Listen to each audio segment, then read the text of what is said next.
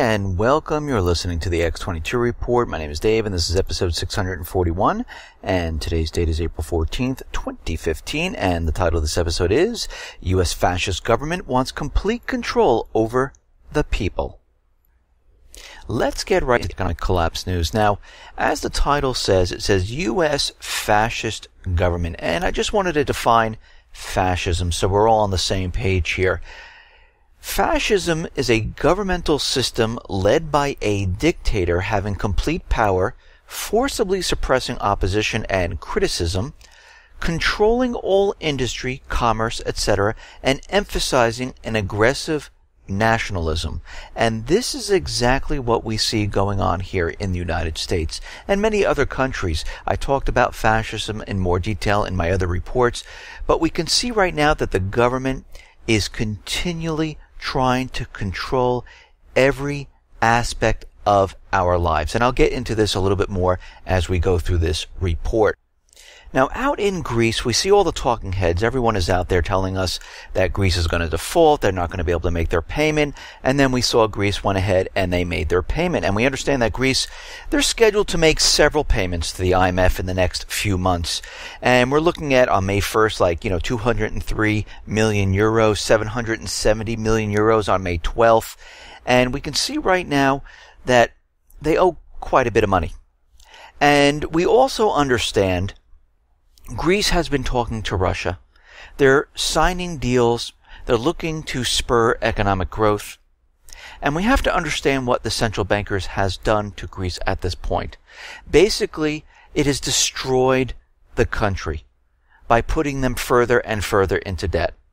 We see the government of Greece right now is looking, they have a special committee that's going to look through the debt and see which is odious debt, which is basically that debt that was created illegally, fraudulently, and they're going to separate it. And I think they're going to find that a lot of this debt was created illegally under fraudulent terms.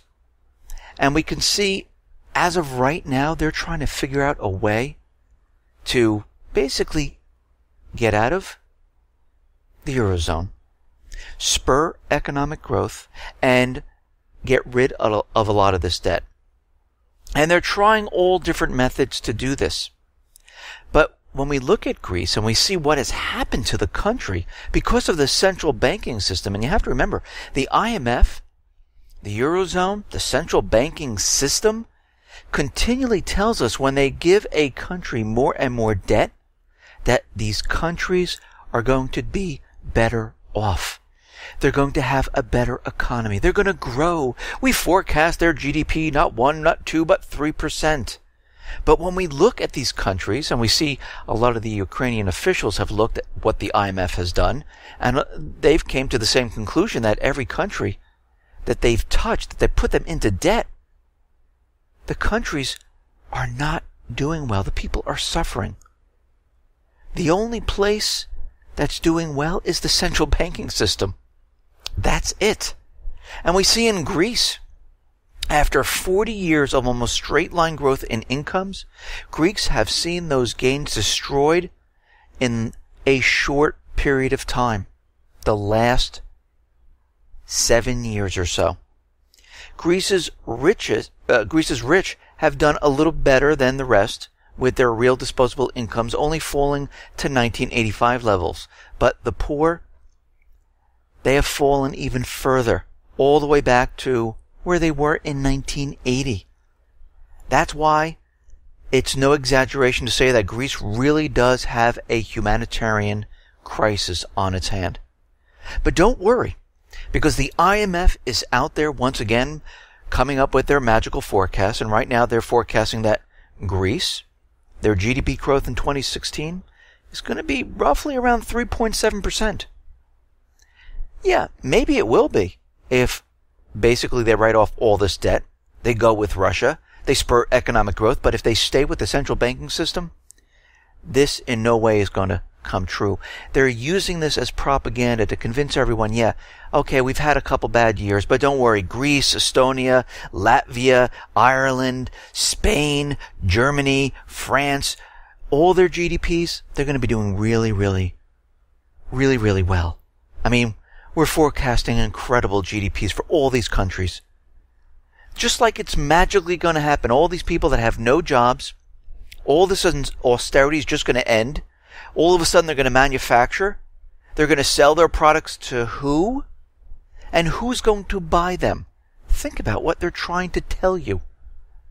Just like back in 2008, going forward where they kept on giving Greece more and more debt, they kept telling us after each debt tranche, don't worry, Greece is on the right track. And are they? Look at them today. Look at France, look at Portugal, look at Spain, look at Italy. Italy right now is saying, you know something, we need to get out of the Eurozone. We're falling apart here. We're in a collapse. Here in the United States, they're keeping the illusion alive. They're telling us that the economy is getting better. But when we look around, we see the actual opposite. I mean, after 3 months of missed expectations and the first consecutive drop in retail sales rose only about 0.9% in March, missing their expectations of a positive 1.1%, following a revised 0.5% drop in February. And you have to remember the 0.9% rise. What is that made up of? Well, it's made up of auto sales. Because when you remove auto sales, retail sales only increased by 0.4%. And I don't really consider auto sales an actual sale, because you can go into a dealership, you could be a subprime borrower with no money, put no money down, and walk away with a brand new car. You just spent $0 to get that car. And you're making payoffs. But what we're seeing, in which they don't count, are all the delinquencies of those people. All they're showing is channel stuffing. They're showing the purchases of the automobiles. They're not showing the government purchases in this. And then we separated that out later, showing that, yeah, this is why there was a positive retail gain. It's a complete illusion. So people didn't go in and say, listen, let me go buy that TV. Let me go buy that new DVD player. Let me go in there and purchase all these things. Because when we look at March, we see electronics, food, and online sales all declined. What does that tell you? It tells you people do not have that extra cash on hand to go out and say, you know something, let me go purchase. Yeah, those people that have no money, which is a lot of people, because we understand a lot of people are not employed, a lot of people have part-time work. They walk into a car dealership with no money whatsoever, and they fit everything into the lease. You can walk out of the dealership with putting no money down. I've done it before. Walked in, got a lease, everything was stuck into the payments. Used absolutely no money whatsoever. Sometimes they might have you pay for, the tag and the registration and things like that, but that's like $100 and something or so. And people will come up with that. We see that small business, the optimism, not doing well. Remember back at the turn of the year when the small business optimism reported by the NFIB was surging and the mainstream media proclaimed that jobs were coming back thanks to the small businesses. Obama was out there saying the shadow of the crisis is behind us. Small business optimism right now missed expectations for the third month in a row. This is the least optimistic small businesses have been in 9 months. We're still, all those jobs that were going to be created by this optimism, guess what? It didn't happen. Hiring plans dropped to 6-month lows. So what happened? Optimism means absolutely nothing. Yeah, I have hope. I'm optimistic. But then there's reality. Reality sets in. And you look around saying, okay, we didn't make the sales. We don't have the revenue in our small business. We can hire people. Actually, we might have to let people go. And that is the reality. But of course, the corporate media doesn't show any of that. They just show, oh, look, businesses are optimistic. We're out of the crisis. Let's keep the illusion alive. Let's not go back and say, hey, they didn't hire anyone. Actually, they're holding off. No, they got to keep it alive to convince everyone that we are in this recovery. But we're not. Just like Europe isn't. Actually, this mimics 1929. Europe was in a depression. And in the United States, the stock market was hitting all-time new highs. But there were breadlines. There were people out of work. But no one really looked at that. The news didn't report on that. And if they did, it was far back in the newspaper. And then all of a sudden, we had the crash and people woke up and said, oh my God, the economy just completely fell apart. No, it was falling apart all along. Just that nobody was paying attention. Just like today. Everyone is convinced and they're not paying attention in what is really going on. They're looking at the stock market. They're listening to the corporate media. They're listening to the government, the central banking system. And then when the stock market comes down, everyone wakes up and says, wow, the economy just fell apart. No, it's been falling apart for the last 7 years. Where have you been?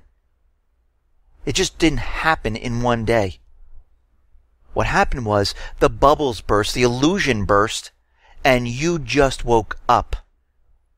I mean, look what we have going on with these 6 too big to fail banks in the U.S. They have about $278 trillion of exposure to derivatives. The very same people that caused the last economic crisis have created a $278 trillion derivatives time bomb that could go off at any moment.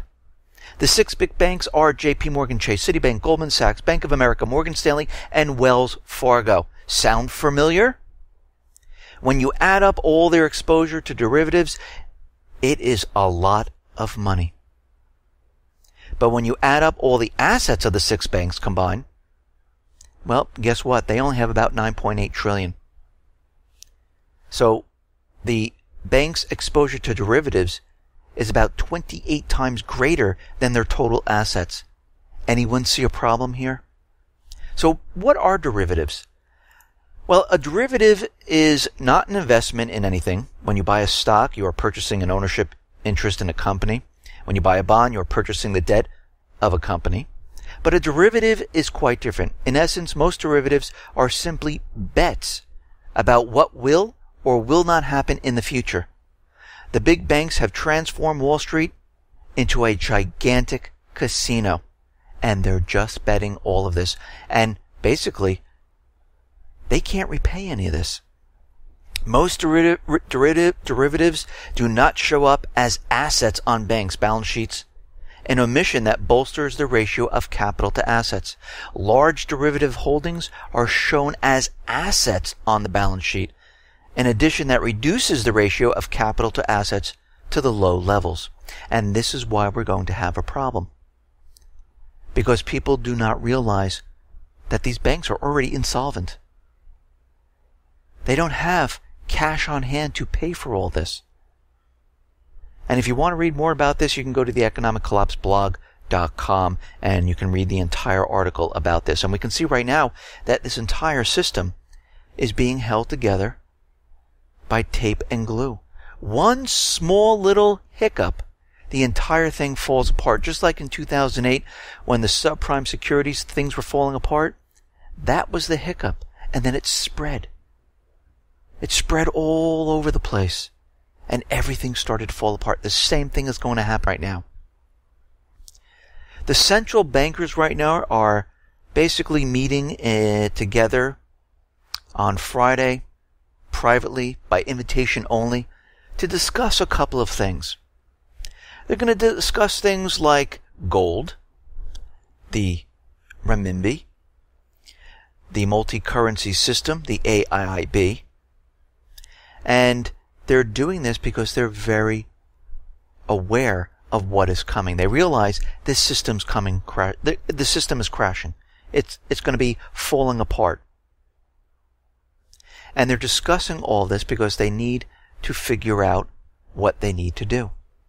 And of course, they're going to have to get some gold. Because if you really look, the United States government central bankers, they're really not holding that much gold. Or they haven't really been purchasing that much gold compared to other countries who are getting prepared for what is coming.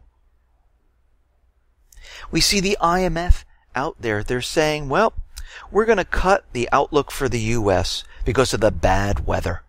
So it's not going to be as strong as it was, but don't worry. As we go along this year, it will get better and better. The IMF sees the global economy for Europe and Japan. It's just going to improve, along with Greece. How? All of a sudden, everyone is just going to go back to work? The countries are going to be able to pay off their debts? Manufacturing is going to just pick up out of nowhere? Countries are just going to start purchasing these products? How is this going to happen? Well, they left that part out. And we see there's a Citibank economist out there saying he has the fix to the problem, for the economic problem that we have right now. According to Citi's economists, the problem only exists at all due to the existence of cash, which is a bearer instrument that pays zero nominal rates.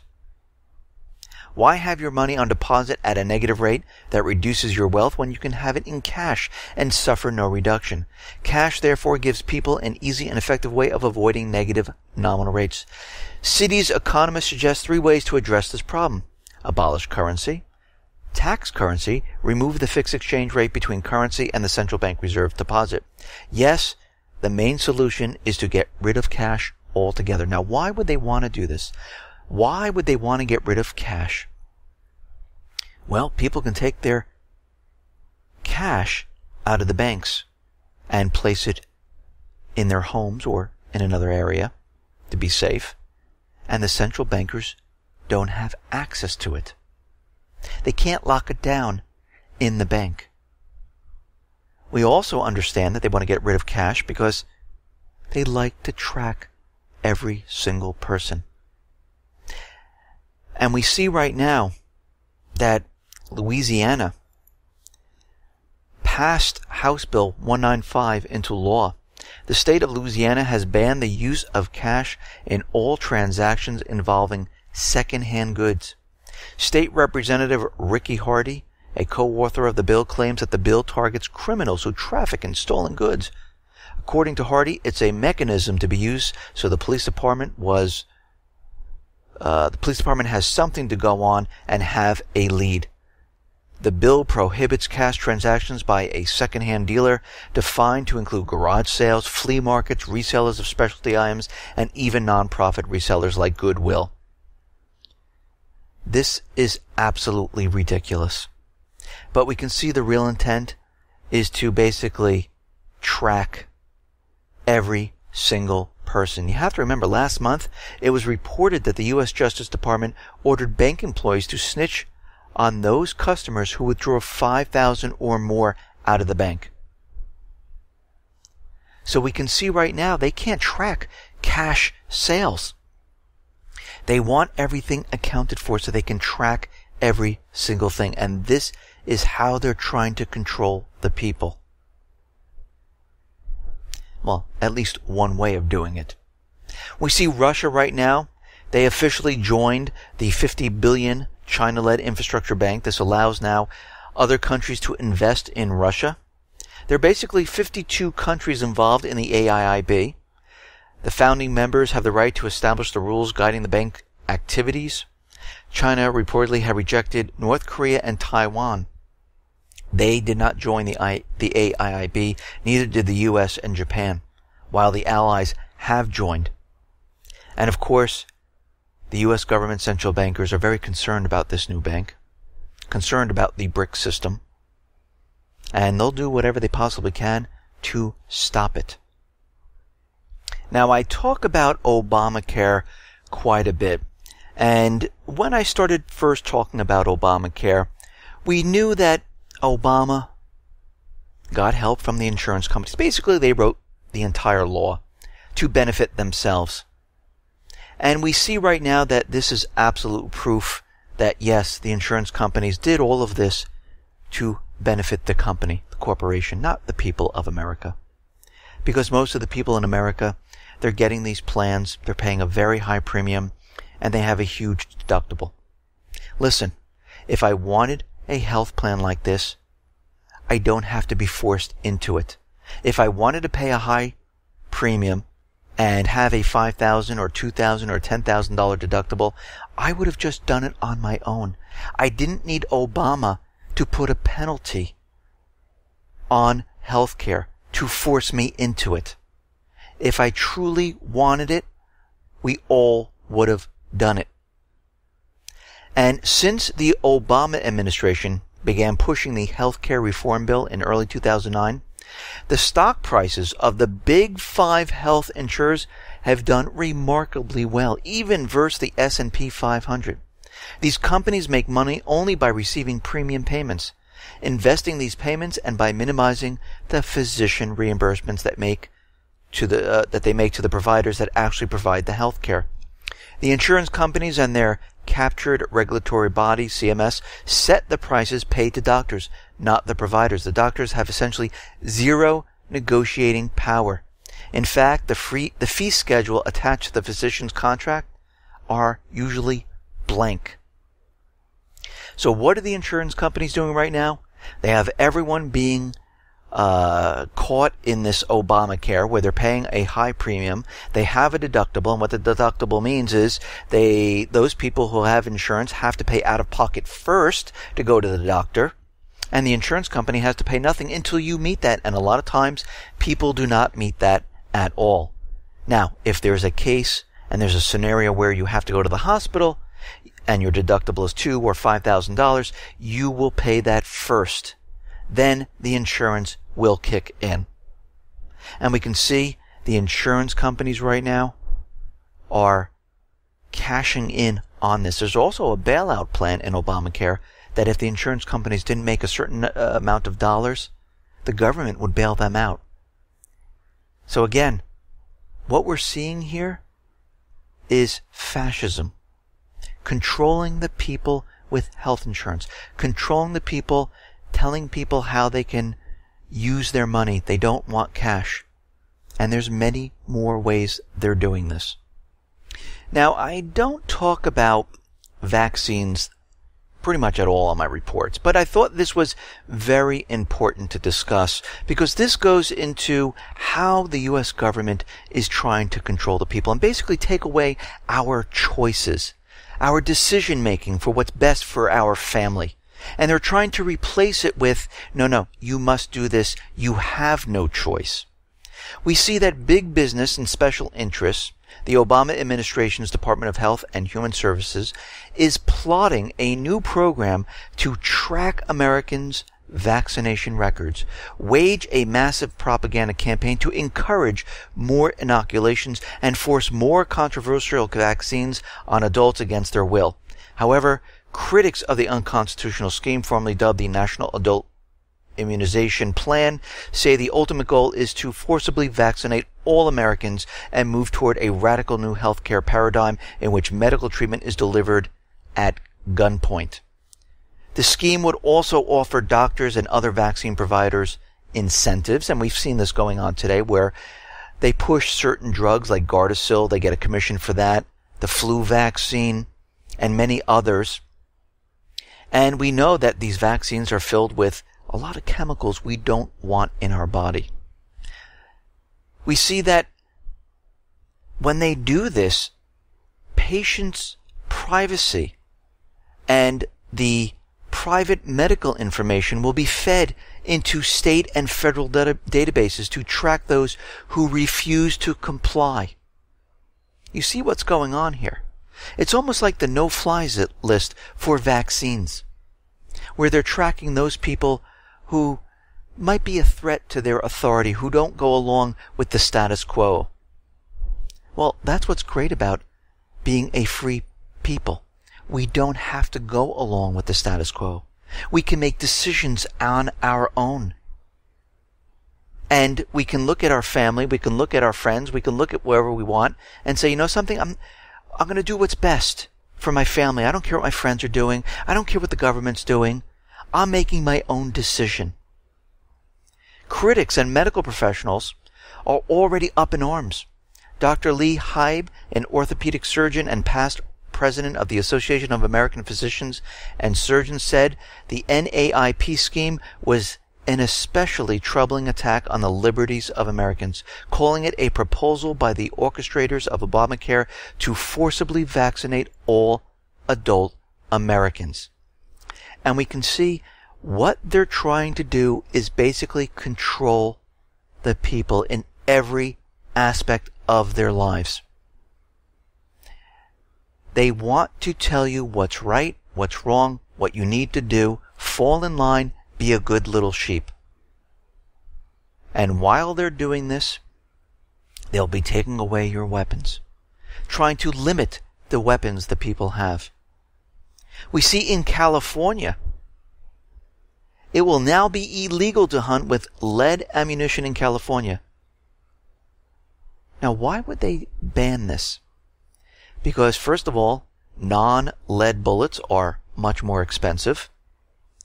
And we can see right now with non-lead ammo, the costs are going to be much higher, 3 times as much, due to higher demand. Some are calling the new law a de facto ban on hunting, but really what it is, it's a ban on ammunition. The federal regulators are making it difficult to manufacture non-lead ammo. So they're banning the lead ammo. They're making it very difficult to create the non-lead ammo. And the cost of it is much, much higher. So where do you get ammo for your weapons? And we'll have to watch to see if this starts to spread, because we know they're continually pushing their agenda to take the weapons away from the people. They will not stop. Their goal is to disarm everybody. This way, it will be much, much easier to control the sheep. Now, we understand the U.S. government central bankers have a no-fly list, and basically nobody knows who's on it. You don't know how you got on it. You don't know how to get off of it. And under legal pressure, because there were a lot of lawsuits being placed on this no-fly list towards the government, the Obama administration, not out of their own free will to say, hey, let's do this, they are now under legal pressure to begin telling some suspected terrorists that they're on the list. Why they're on the list, and how they got on there.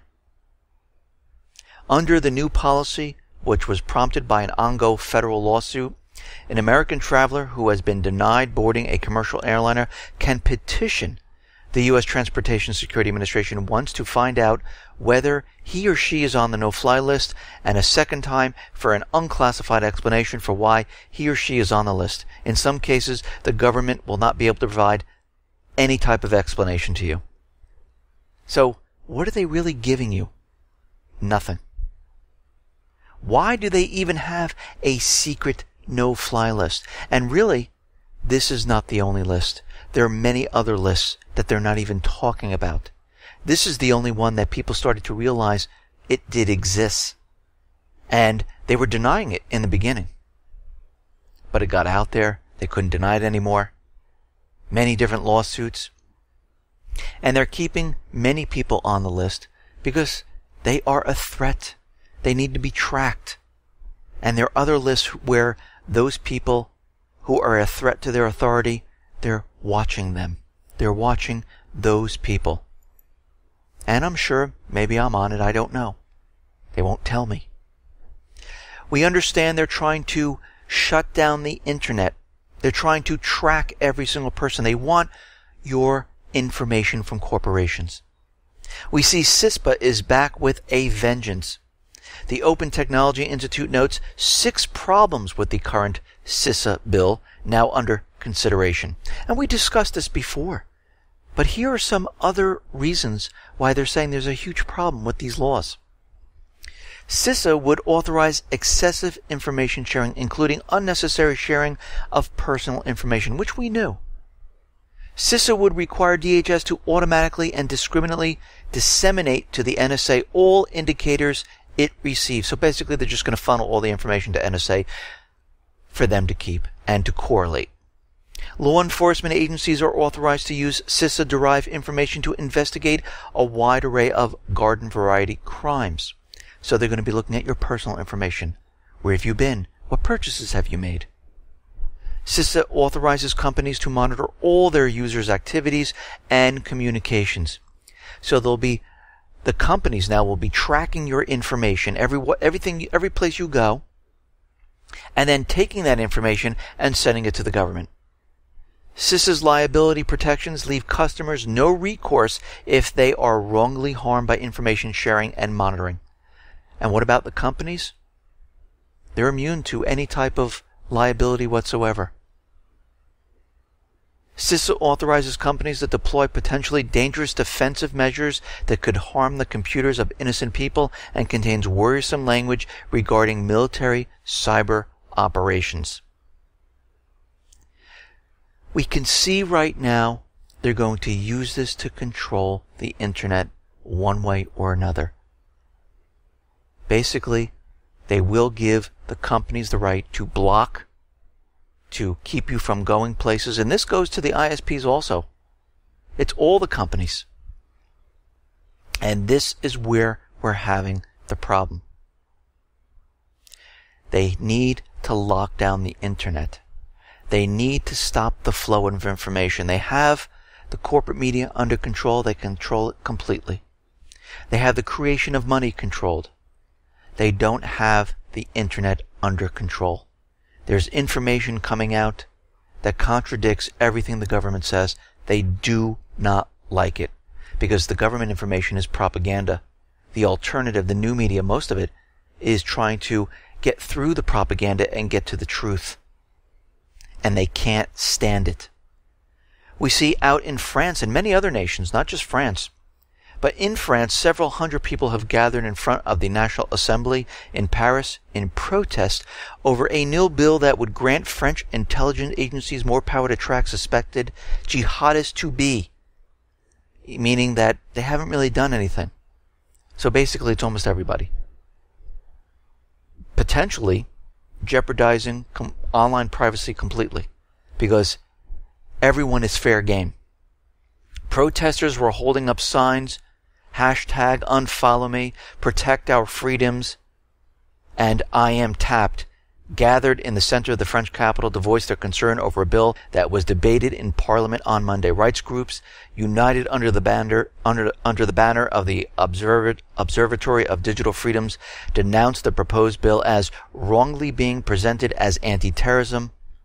Instead, it gives intelligence services massive surveillance powers without any controls, and that's exactly what they want. They want to know what everyone's doing. Look at Canada. They're pushing the same laws out there. Australia, Belgium, UK, they're all doing it. They need to control and they need to understand and find out where everyone is doing what they're doing at all times. The system is crumbling apart. They're nervous. They're worried. And they need to maintain control because they feel if they can control the people, everything will be okay. In Ukraine, we see Poroshenko has dismissed the country's ambassador in the United States, Alexander Motzik. He was Ukraine's ambassador in Washington in 2010, and he was loyal to Yanukovych, so you can see why he is being replaced. We see the Normandy 4. They got back together to discuss the Minsk II agreement, how it's doing, what other measures we should take, and what else we should push here. And we see under the OSCE initiative, they're calling for more types of weapons to be withdrawn from the demarcation line. We want tanks to be withdrawn. We want other types of weapons, mortars, heavy weapons, all removed from the line. But we have to remember, this Minsk II agreement only has penalties on the southeastern people and Russia. There are no penalties for the Ukrainian side. And the OSCE, along with the Donetsk People's Republic, they've been keeping count of how many times they violated the ceasefire. And we can see in the last day or so, it was 68 times. They're shelling a hospital with tanks, shelling the airport once again with tanks. and there's no penalty.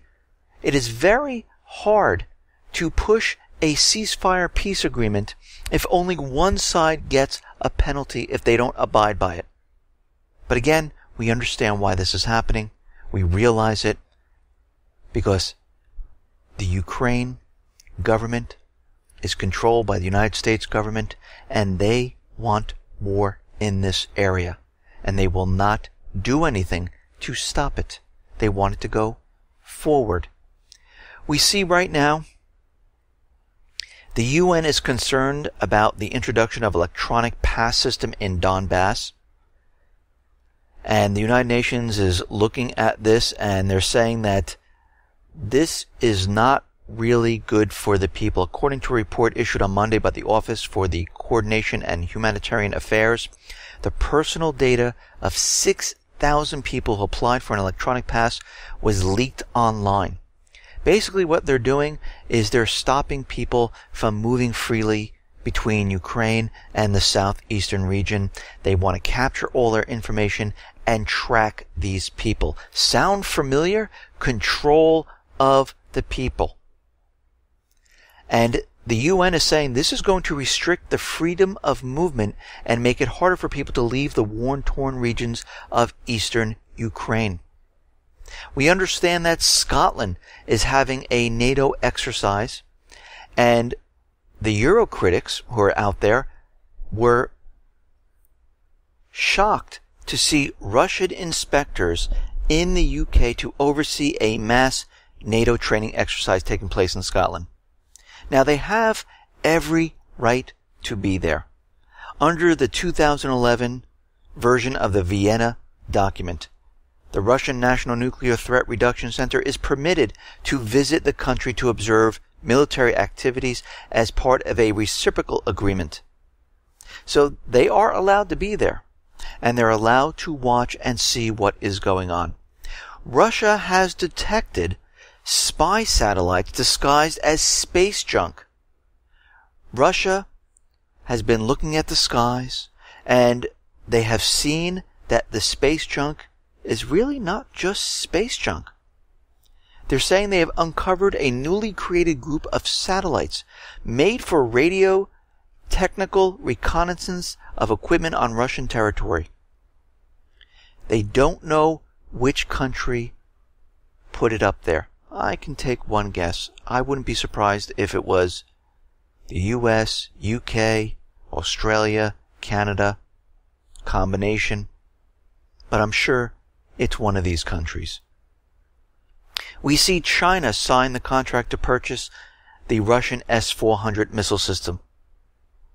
And Russia has become the first buyer of this missile system. And it looks like Russia is almost ready to introduce the S-500. And we see Iran is purchasing the S-300. And of course, the United States is concerned about this. And you have to remember, these missile systems, they're a defensive missile system. And it's going to make it harder for US/Israel to go in and bomb the nuclear facilities inside Iran, because now that they have this, they can use it on the warplanes. And it will knock them out of the sky. But of course, remember Senator Cotton said, if we do a surgical strike, it will not lead to war, so don't worry about that.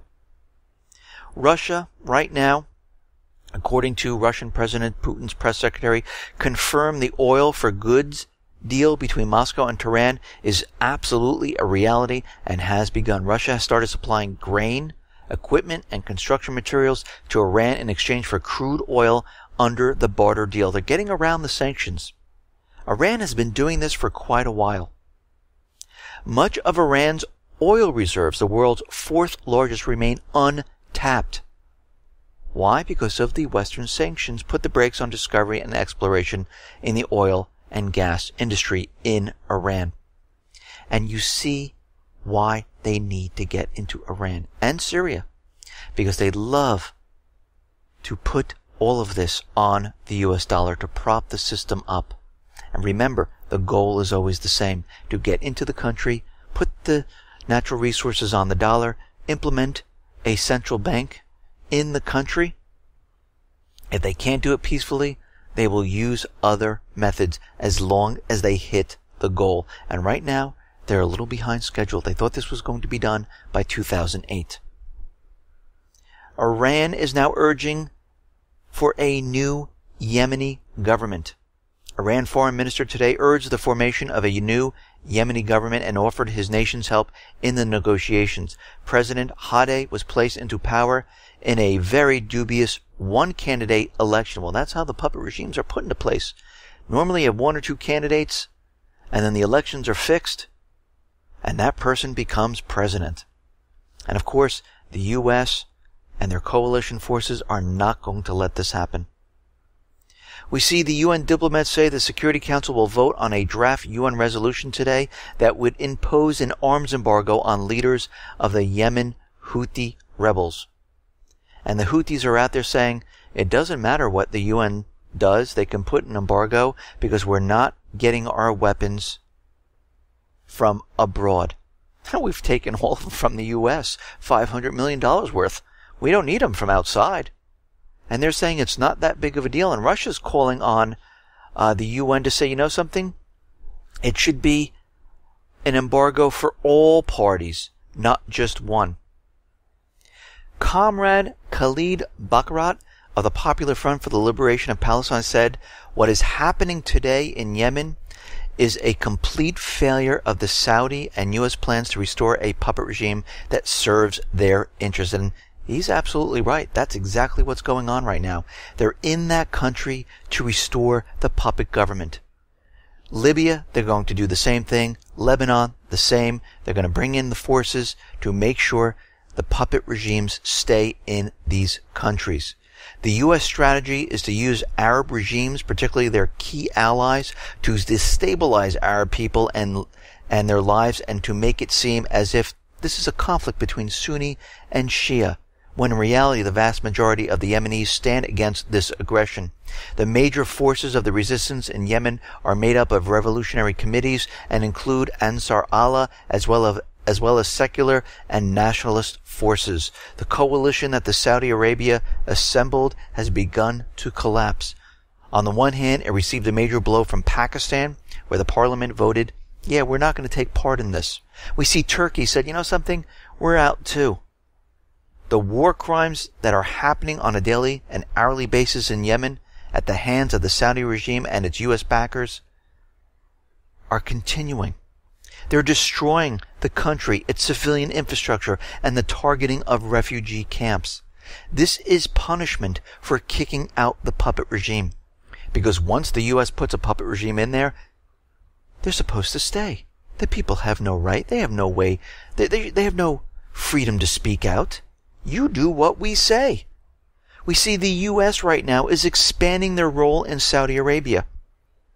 U.S. officials continue to try to downplay their involvement in the Saudi Arabian attack on Yemen. The Pentagon continues to increase overt U.S. involvement above and beyond the in-air refueling missions initially announced. And we knew that that's not all they're doing. Now, U.S. warplanes are helping select potential targets for the Saudi planes. Well, that's very interesting. And basically what they're doing is they're hitting civilians, the infrastructure. U.S. ships off the coast of Yemen have begun boarding ships and searching them in hopes to find Iranian weapons. And pretty soon they will make that push for the authorization for war. As soon as the Saudi and the coalition forces completely fall apart, they're going to go ahead and force Congress to vote on this somehow, some way, with a special event. Australia now is sending another 330 soldiers to Iraq for a training mission. Well, we know for a fact, we see that each country is bringing in more and more soldiers to the region. We're seeing that the Pentagon is out there saying that the Islamic State militants have lost control in Iraq, but really what they're saying is the people inside Iraq have been pushed back because of Iran and Iraq. And the people are saying we do not want this puppet government in power. But in Syria, it's a completely different story. The Pentagon is saying that The Islamic State has made some gains in Syria. We can't understand why. Well, we know why, because it is a proxy army. Every time the Free Syrian Army is trained, they defect to the Islamic State. So basically, the Islamic State is the Free Syrian Army. And they're doing exactly what they wanted to do back in August of 2013. The U.S. is the air cover, the air force for the Free Syrian Army / Islamic State, and those are the ground troops that are pushing towards Damascus. And this is what they're doing at this point. We see judicial watches out there saying that there are reports coming in that the Islamic State have set up camp about 8 miles in Mexico from the Texas border. And they're trying to get into the United States. You can see what they're doing at this point. They're trying to convince everyone that the Islamic State is everywhere, that they'll be heading into the United States, because they're going to use this propaganda later on for the event. And the exact location where the terrorist group has established its base, and it's about 8 miles from the U.S. border. And you have to remember, ISIS doesn't have a navy, they don't have an air force, but they got to Mexico. They've camped out 8 miles from the border. And I'm sure a lot of these are paid mercenaries, where they're going to come into the country, set up for this event, and everything's going to be blamed on the Islamic State. It is pure propaganda to convince everyone this is why we need to go to war. And I wouldn't be surprised in the next couple of weeks another report comes out saying that they're inside the United States. There have been a couple already saying that they're already in the United States. They're spread around the country. They can't find them. Lone wolf groups. They can't be tracked because they're preparing for the next event. Listen, everyone, thanks a lot for listening. Be well, be safe, and especially be prepared. Thanks a lot.